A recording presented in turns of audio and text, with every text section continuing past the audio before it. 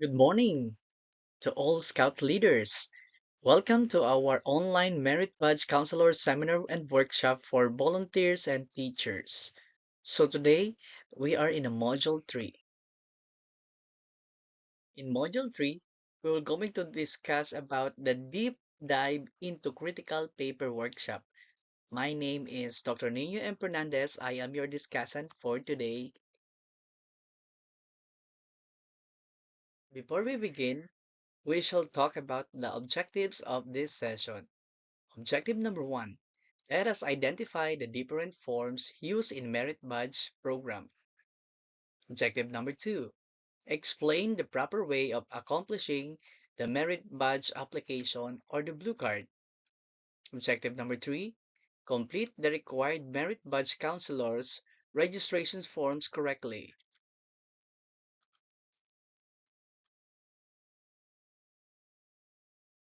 Objective number 4.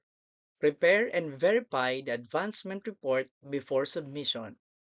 Lastly, we need to follow proper documentation and record-keeping procedures in accordance with BSP policies.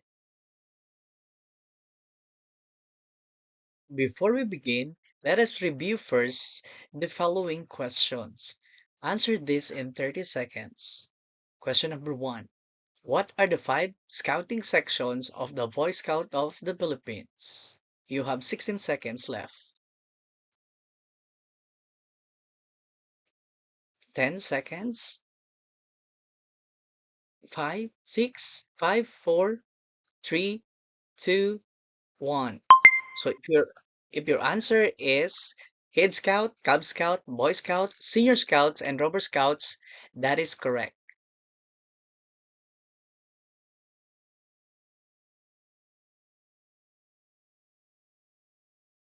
All right. Now let's proceed to question number 2. You have 30 seconds to answer. Name the 5 unit leaders in the Boy Scouts of the Philippines. You have 16 seconds left. Okay, I know you can do it. So let's see if you have the correct answer. 5, 4, 3, 2, 1. Okay, the answer are Langkay leaders, Kawan leaders, troop leaders, outfit leaders, and also the circle leaders. You have 30 seconds left to answer this question number 3. What are the rank of Cub Scouts? You have 20 seconds left. Let's see if your answers are correct. So, what are the names of these 3 ranks shown in the pictures? Let's see. You have 6 seconds left. 4, 3, 2, 1. So, what is the answer? So, the answers are young usa, growing usa, and leaping usa. So, those are the ranks of Cub Scout. And now, for question number 4, you have 30 seconds to arrange the sequence of Boy Scout ranking. Which do you think is the first ranking in Boy Scout? It's Is it first class, Scout service, Scout citizen, membership, Tenderfoot, and second class? Which do you think is the first rank in Boy Scout ranking? Are you done? Let's see.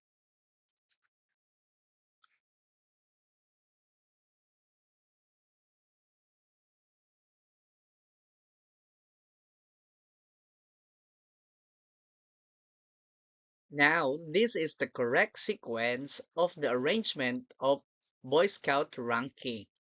So first, we have membership, followed by Tenderfoot Scouts, followed by the second class, followed by the first class, followed by the Scout Service, and also followed by the Scout Citizen.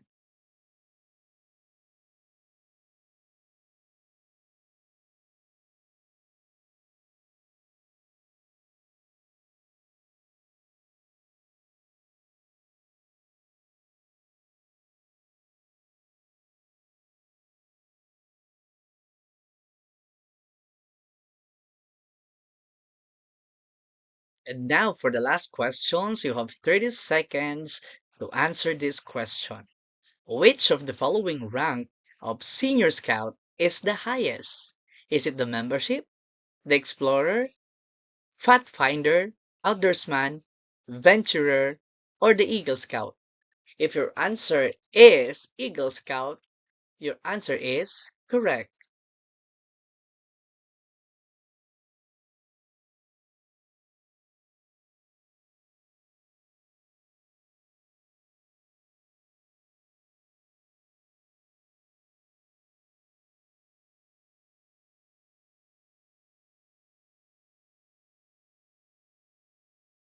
Okay, now, so before we proceed to the paperworks, let us discuss first the following forms in registration documents. So, if you are a Langkai leader, of course, you need to prepare your Skid Scout and the following documents in terms of registration forms. So, we have three BSP form number 6-01, which is the application for the unit registration.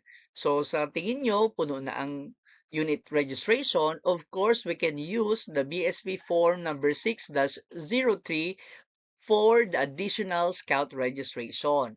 So of course, we also have the BSP form number 6-03 for the adult registration. So, ito naman po ay para naman sa mga adult registrations natin. Kabilang natin dyan ang mga teachers and parents and other volunteers.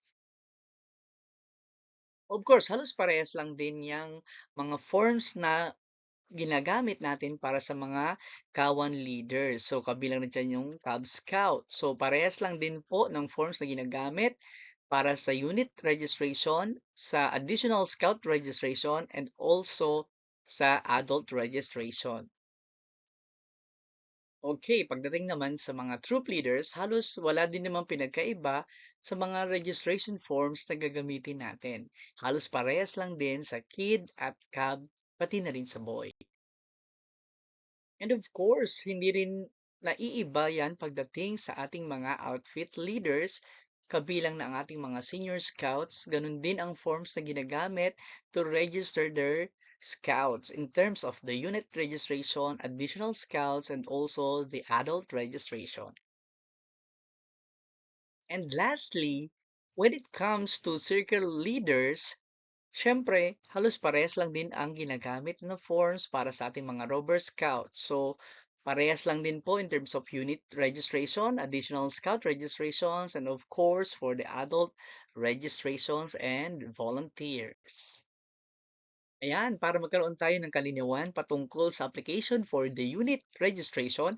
So, nandito po ang ating example na application for unit registration or yung tinatawag nating AUR. Siyempre, hindi nawawala dyan ang pag-fill up ng mga pangunahing informasyon katulad ng pangalan ng inyong eskwelahan.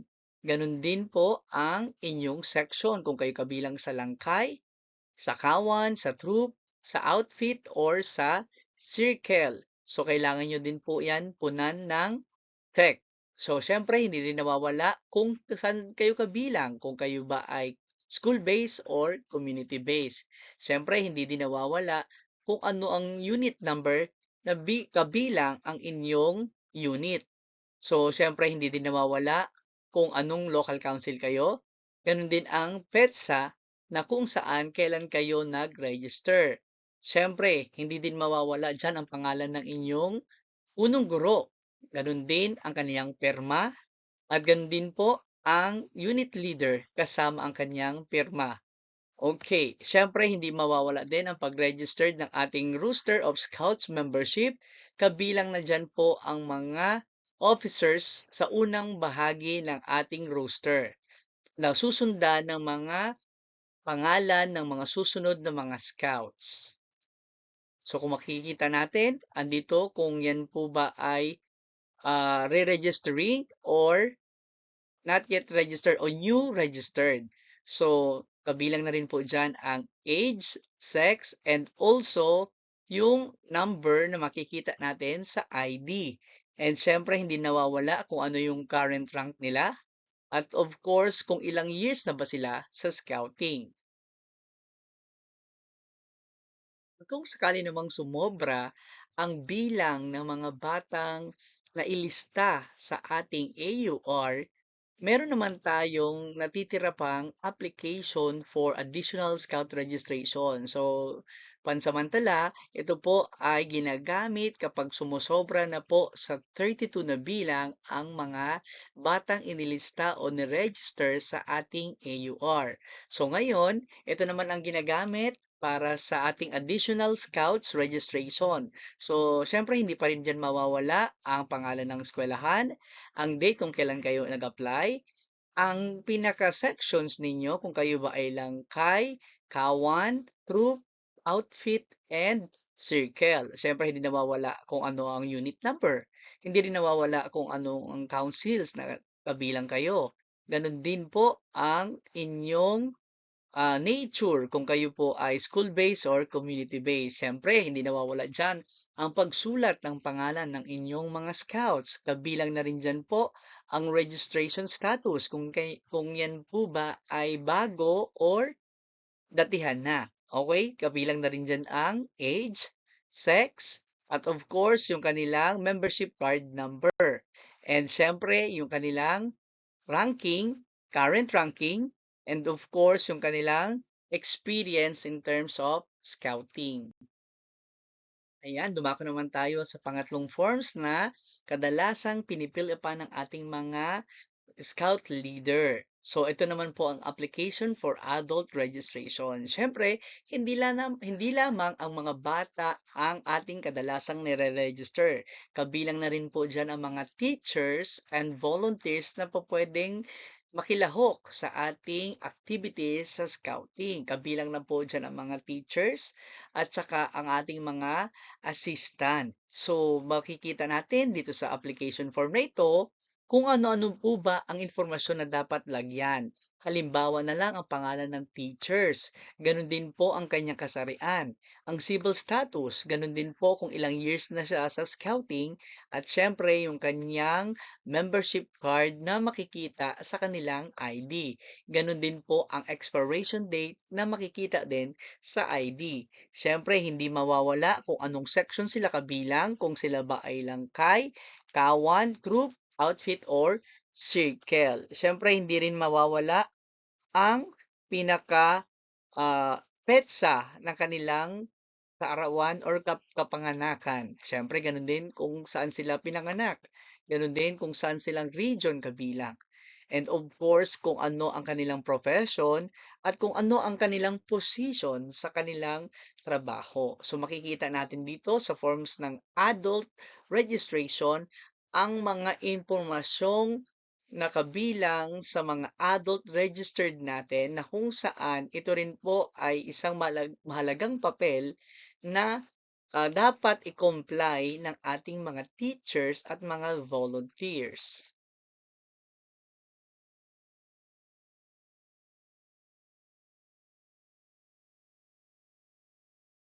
Ngayon, pinapakita natin sa diagram na ito na kailangan natin na ma-fill upan ang ating registration form, yung tatlong registration form na yon. So, bakit nga ba natin mahalagang i-fill up ang ating mga registration form. Siyempre, kung wala nito, hindi tayo makakakuha ng proteksyon. Ano ibig sabihin nito? Tayo po, kapag tayo ay nag-register sa ating council, bawat bata, bawat teachers ay may proteksyon patungkol sa mga incident. Siyempre, hindi nawawala ang incident sa kahit na anong pamamaraan. Kahit anong doble ingat natin kapag may aksidente, darating at darating yan.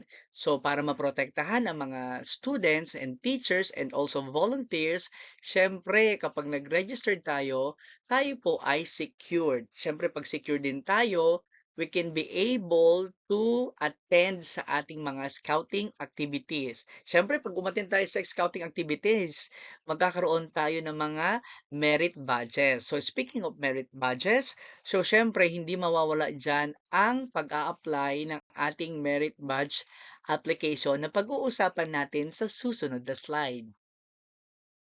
Pero bago ang lahat, alamin natin na kailangan nating i-accomplish ang bawat task na nakalaan sa ating passport. So alam naman natin na bawat section katulad ng Boy Scout, Senior Scout, and even the Rover Scouts, may iba't ibang klase ng passports na ginagamit natin sa pagbibigay ng mga merit badges sa ating mga scouts. So kailangan mo na ma-accomplish ang mga tasks na kabilang dito na na-discuss ni Ma'am Eileen. And syempre, mahalagang malaman natin kung ano-ano po ba ang mga steps in earning merit badges. So kailangan natin tandaan na bawat pagkamit ng mga merit badges ay may iba't ibang pamamaraan. Tara, pag-usapan natin yan. Course, first step, we need to determine and prioritize the required merit badges. So alam naman natin na bawat scouts ay may kanya-kanyang required merit badges. Halimbawa na lamang kapag ka ikaw ay explorer. So kailangan meron kang 5 badges na makukuha dyan. Kabilang dyan ang safety, citizenship, physical fitness, cooking, and rope work. So, ganun din kapag ka ikaw ay nasa Pathfinder.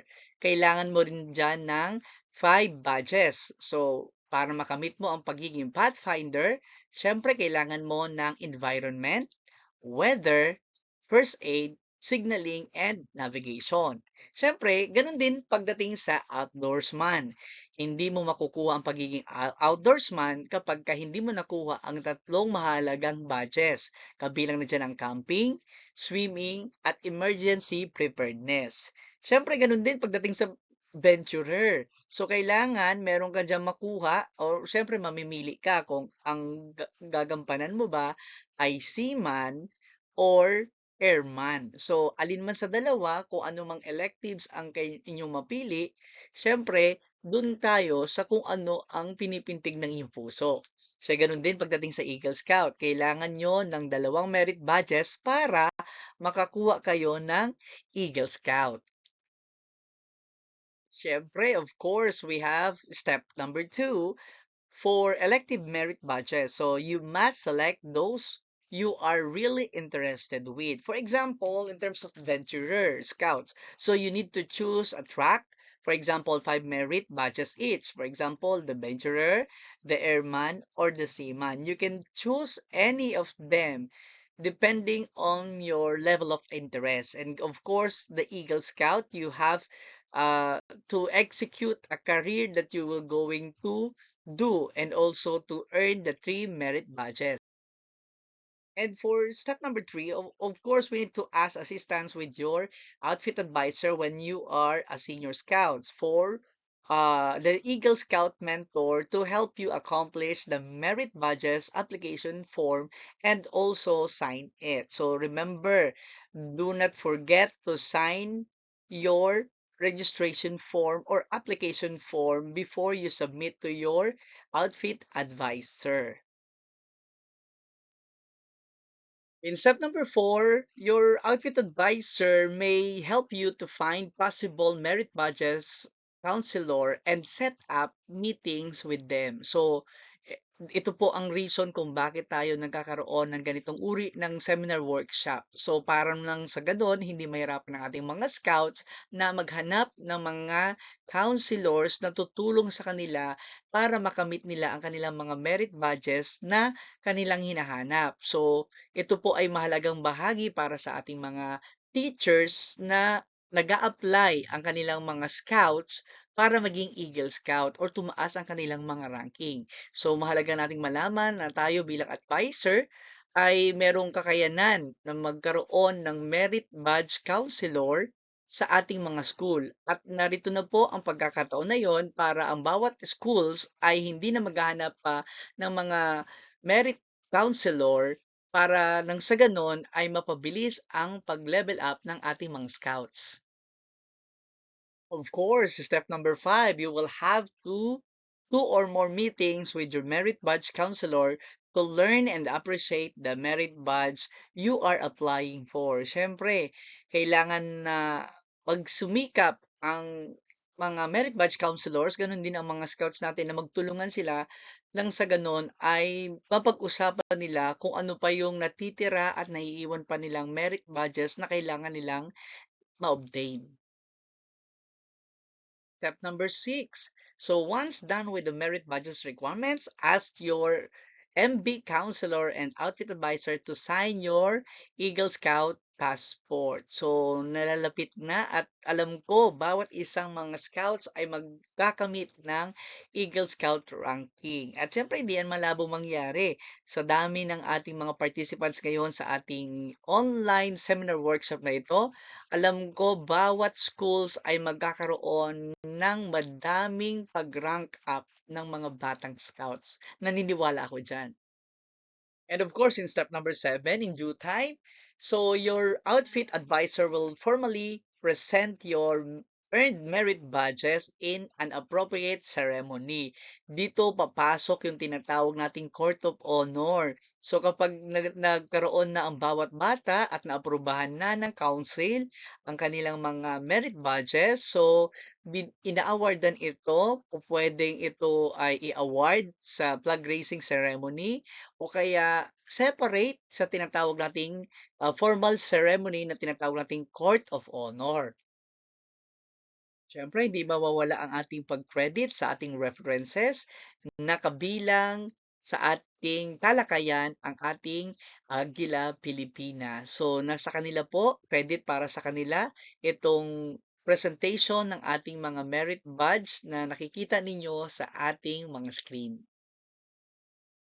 And now we are now in the exciting part of our session. So we will going to talk about the merit badge application form. So of course we have the three parts of this merit badge application. Number one, we have the merit badge applications. That is the blue card, which I discussed a while ago. Some of the parts, and of course the number two is the merit badge counselor registration form, and of course the advancement report, which will be reproduced to our council copy. Okay, so pag-usapan naman natin ngayon ang merit badge application. So, yung tinatawag nating blue card.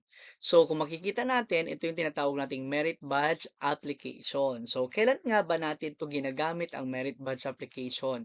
So, natatandaan natin kanina na ang merit badge application ay makukuha lamang kapag ka ito ay naisagawa ng mga batang scouts ang kanilang mga merit badges sa kanilang mga counselor. And siyempre, kayo po bilang counselor at magiging counselor, kayo po ang magpipill up or magsasign ng kanilang merit badge application pag natapos nyo itong ating mga courses. So, syempre, hindi mawawala dyan ang pag-fill up ng ating dates, ng pangalan ng bata, and kung ano yung current rank nila. Kabilang na rin po dyan ang date passed by the Board of Review, and of course, yung kanilang outfit number, yung kanilang school, and of course, kanilang council, and of course, kung ano yung ina-applyan nila. For example, personal health. And syempre, hindi mawawala dyan yung pangalan at pirma ng bata. At syempre, hindi din mawawala yung pirma ng kanilang troop leader o yung tinatawag nating outfit advisor. So, isa pa lamang ito sa bahagi ng merit badge application ng Blue Card na kung saan ito ang kadalasang pinipilapan ng ating mga outfit advisor at saka ng ating mga troop leaders. So, isa pang bahagi ng ating merit badge application or the blue card ay itong part na ito, yung merit badge counseling appointment. So, kung makikita natin dito, mayroon tayong tinatawag na date of first meeting, date of second meeting, date of third meeting. Ito yung sinasabi ko kanina na bilang mga scouts and mga scout leaders, magkakaroon kayo ng pagmi-meeting kung kailan nyo balak igawad ang tinatawag nating merit badges sa ating mga scouts. So, meron tayong tinatawag na merit badge requirements, projects, submitted, and completed. So, maaaring ito ay bahagi ng kanilang mga portfolio. So, pwede niyong pag-usapan yan sa inyong mga scouts at ganun din ang mga scouts sa kanilang mga scout leader. So, pwedeng ito, maaaring ganito ang ilagay ninyo. So halimbawa, nagkaroon kayo ng pagmi-meeting noong June 17, 2026. Siyempre, pag-uusapan ito patungkol doon sa halimbawang event, halimbawa yung tinatawag nating backyard camping. So kadalasan sa backyard camping, siyempre may iba't iba diyang um, talks and activities na ginagawa natin pagdating sa backyard camping. Kabilang na dyan yung first aid, na-tying, bandaging. So, dun pa lang makakakuha na agad ang ating mga bata pagdating sa kanilang mga badges. So, sa backyard camping pa lang, maaaring makakuha na sila ng iilang badges na wala pa sila. Ganon din po, kailangan din po ng pirma ng kanilang mga troop leaders or outfit advisor. Siyempre, hindi din mawawala dyan ang signature sa dulong bahagi ng ating Merit Badge Counselor. Okay, so yan po ang pangalawang bahagi. So dumako naman tayo sa huling bahagi ng ating Merit Badge applications, ang blue card. So ito yung pinakahuling bahagi na kung saan ang Merit Badge Counselors Completion Certificates. So ito ay sinicertified ang mga batang nag-apply ng kanilang mga merit badges. So, ano nga ba ang nilalagay natin sa dulong bahaging ito? So, siyempre, kung ano yung ina-applyan nila. Katulad kanina, ang nilagay natin sa unang bahagi ay personal health.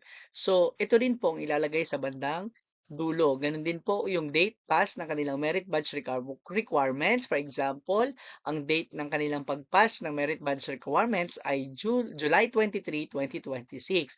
Siyempre, hindi mawawala doon po ang pirma ng kanilang merit badge counselor. Ayan. So, finally, do sa part 3 natin ng ating pag-a-apply ng Merit Badge Counselor, ang pinakapinali niyan ay itong mga tatlong sumusunod. So, siyempre yung number one dyan, yung council or unit copy. So, pag tayo po ay nagpipill up ng ating mga forms, kailangan meron po ang council na copy. Ganon din po ang ating counselor's copy at ganon din po ang scout's copy. So, bakit nga ba natin tayo nag-iiwan ng mga copy sa council, counselors at scouts copy? Siyempre, para nang sa ganon ay formal na nakikip ng bawat bata at natatrack ng bata ang kanilang mga ranking. Ganon din po para sa ating mga counselor. So, siyempre, kailangan natatrack din nila kung ano pa ang kailangan ng bata. Ganon din po sa ating council. Record keeping din ito sa council para nang kung saan ay natatrack down din ng mga council ang mga bata at eskwelahan na kung ano-ano pa ang nakakapagpa-rank up at kailangan pang mag-rank up. So, yan po ang ating final sign-off para sa ating part 3 ng ating merit badge application. Okay, always remember as well the Merit Badge Counselors registration form. So this is mainly to maintain the youth protection standards and to ensure that technical expertise counselors must be officially registered with Caloocan City Council. So bakit nga ba mahalaga na i-maintain and protection na natin ang standards ng mga Boy Scout? Siyempre para ito rin sa ating kapakanan bilang mga counselors at kailangan mga outfit advisor. Siyempre kailangan nating proteksyonan hindi lamang ang mga scouts, gano'n din po ang ating sarili. Kaya kailangan bigyan natin ito ng standards and technical expertise para nang sa gano'n ay maproteksyonan ang bawat isa.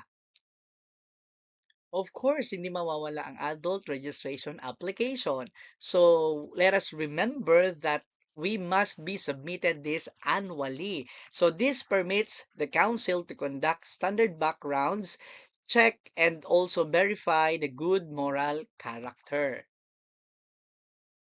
So ito yung binabanggit ko kanina 'no na, application for adult registration. So nabanggit ko na kanina kung anong kailangan i-fill upan diyan, kasama yung pangalan, sex, civil status, membership card, and also tenure in scouting, expiration date, and also of course the unit leaders kung saan kayo kabilang. And, kung meron man kayong lay leaders pupuwede rin. So ito po yung kadalasang pinipilapan sa ating application for adult registration. So, kung makikita natin sa adult application registration natin, meron tinatawag tayong safe from harm. So, it is clearly stated yung ating sinumpuang tungkulin dito sa ating scouting. So, as you can read the last part, I hereby commit and fully subscribe to the existing from harm policy of the Boy Scout of the Philippines, and that I hereby absolute and free the BSP from any liability arising from any of my act contrary to the policy.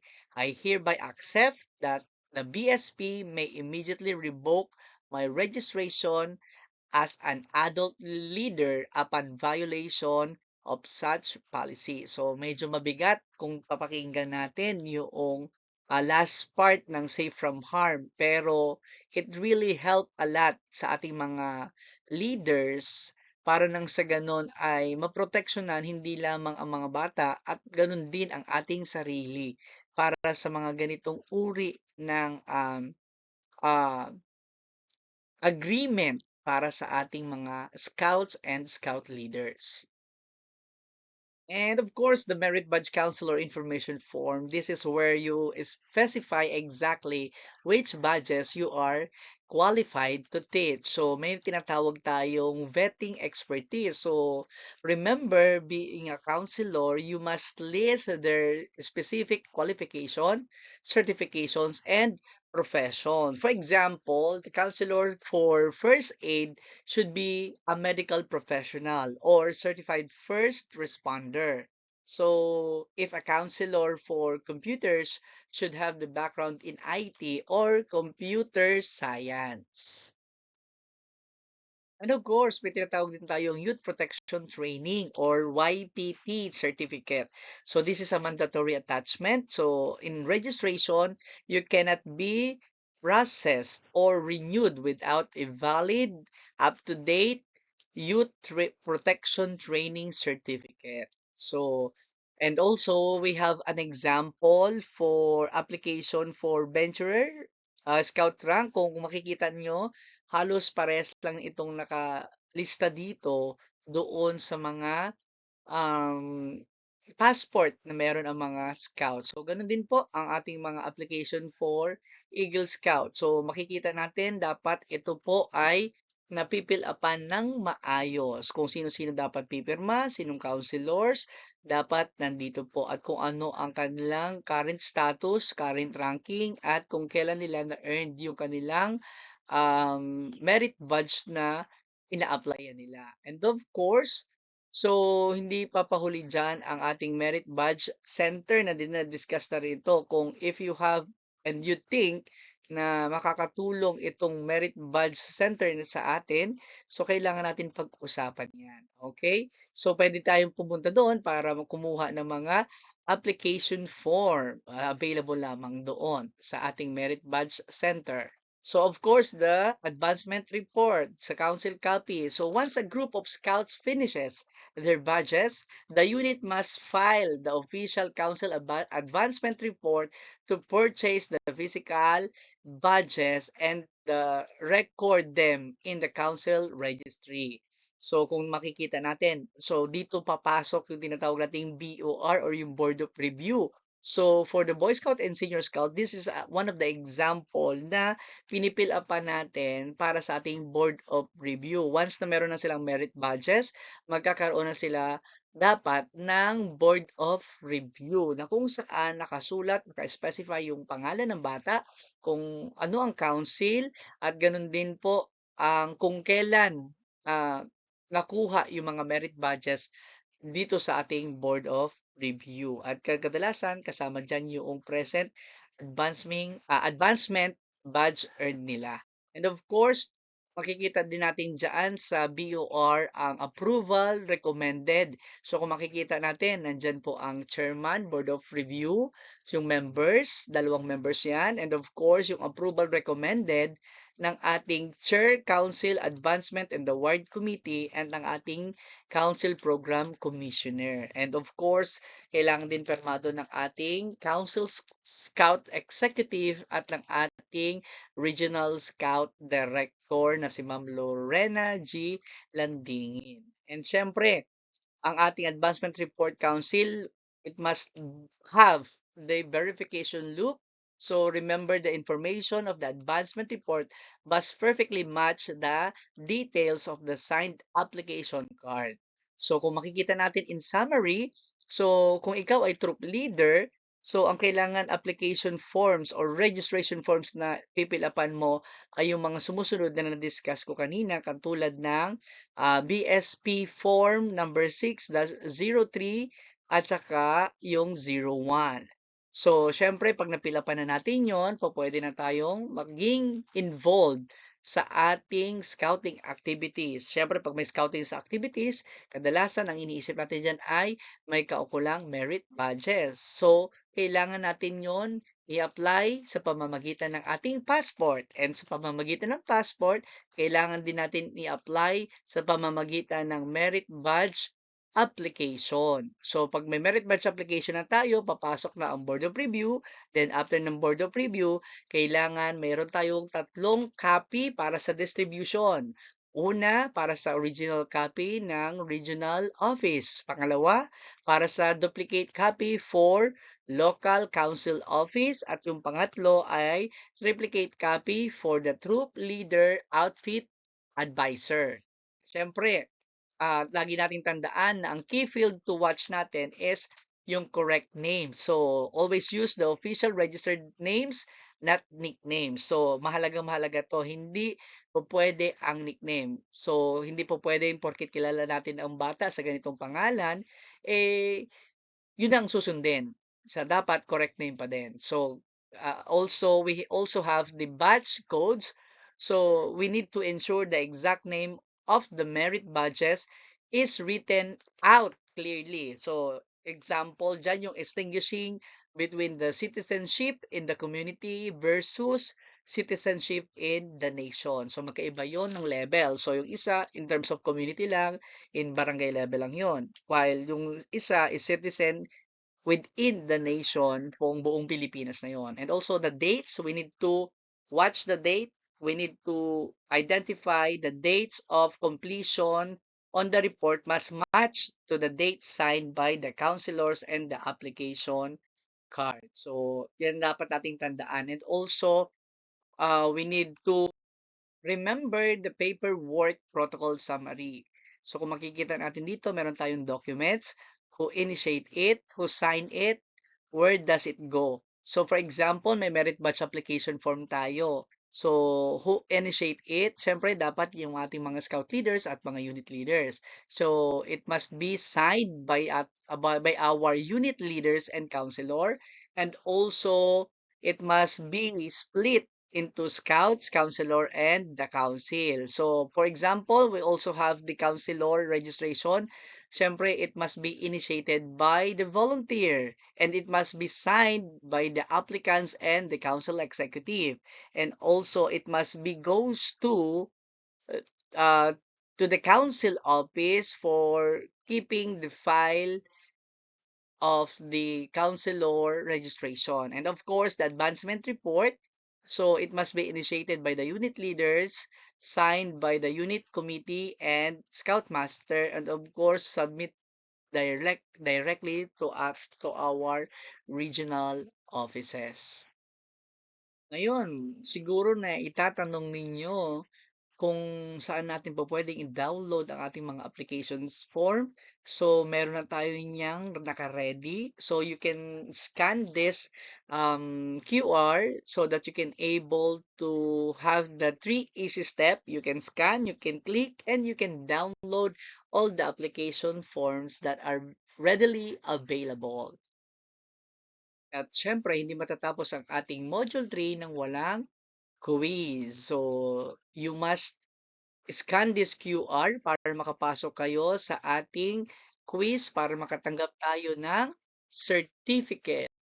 At syempre, kung sino makaka-finish ng 100% para sa ating Module 3, makakatanggap kayo ng Module 3 Certificate, Deep Dive into Critical Paperworks.